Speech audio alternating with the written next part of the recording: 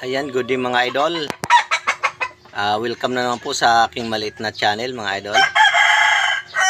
Shoutout po sa inyong lahat mga kaibigan ko dito sa YT. Mga silent viewers, mga kababayan kong FW, saka mga kababayan kong nakatira sa iba't ibang bansa. Shoutout po sa inyong lahat mga idol. Shoutout sa mga bago kong subscriber. Yan, thank you mga idol. Shoutout sa inyo. Ingat tayo palagi. Saka shoutout na rin sa mga nauna kong subscriber. Yan, shoutout po sa inyong lahat mga idol. Nandito na naman po ako mga idol sa aking munting backyard. Update na lang mga kabakyard. Walang ibang magawang video. Yan, tara mga kabakyard. Samahan niyo ako mga kabakyard. Pull up to the east side, but it keep me west. You started something, but learn still you was testing. I could've got a degree. You ain't gonna make it in life with no aggression. Yan, ito nga mga kabakyard yung aking mga white. Nailipat na dito sa malaking flying pen. Kasi dati nasa scratch pin lang sila mga idol. Yan, medyo malaki-laki na sila mga idol, oh. Ang sisigla nila mga idol. Yan, oh. Ang nanay pala nito mga idol, white jacket. Ayan, agatan lines.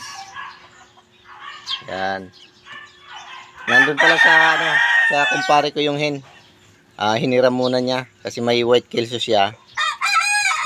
Pinagparis niya. Iwan ko kung anong magiging kalalabasan. Kung mga winning line din ba.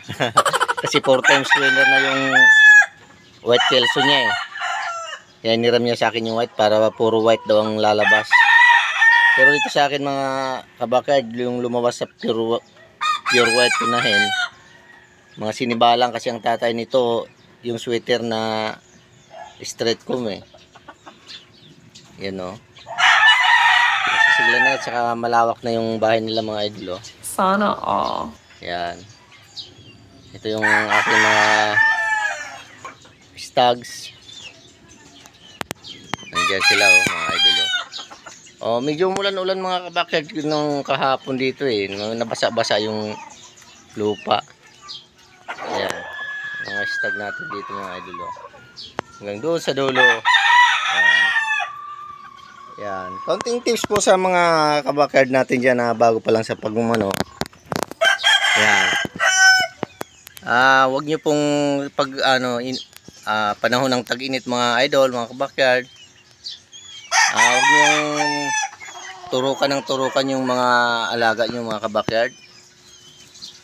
Kasi mga kabakyard, ang injection po na vitamins ay napakainit po sa kanilang katawan yan. Kaya maaaring magdulot ng pagka-stroke nila mga idol.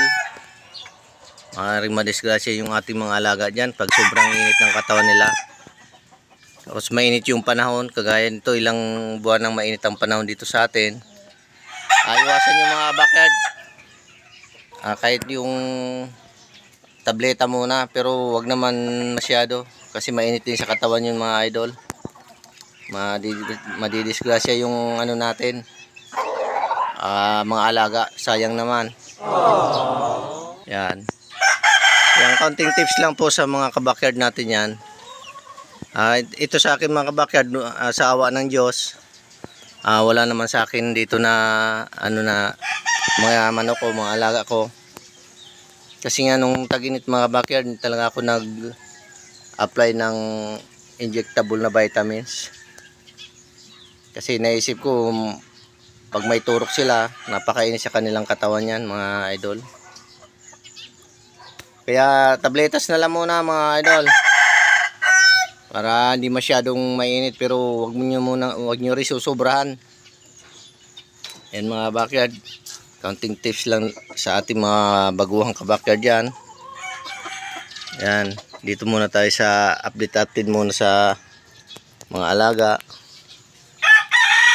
Yan yung aking SBR. Malaki-laki na rin. Binatilyo na rin. Ayan, salamat po mga kabakyard sa inyong panonood. Pagpasensyahan niyo na muna ang aking video ngayon. Pagtyaga-tyagaan nyo na lang muna mga kabakyard. Ginagawa ko lang to para hindi nyo lang ako makalimutan mga kabakyard. Ginagawa mo. Yan, kasi medyo busy talaga mga kabakyard. Kaya hindi na dati halos araw-araw nakakapag-upload ako. Ngayon busy talaga sa trabaho. Yan, shoutout sa inyo mga kabakyard. Salamat sa inyong panonood. At sa hindi pa po nakakapag-subscribe mga kabakyard, kung nagugustuhan nyo ang mga ganitong videos, paki-subscribe na lang mga kabakyard. Yan, bye bye and God bless mga kabakyard. Ingat tayo palagi.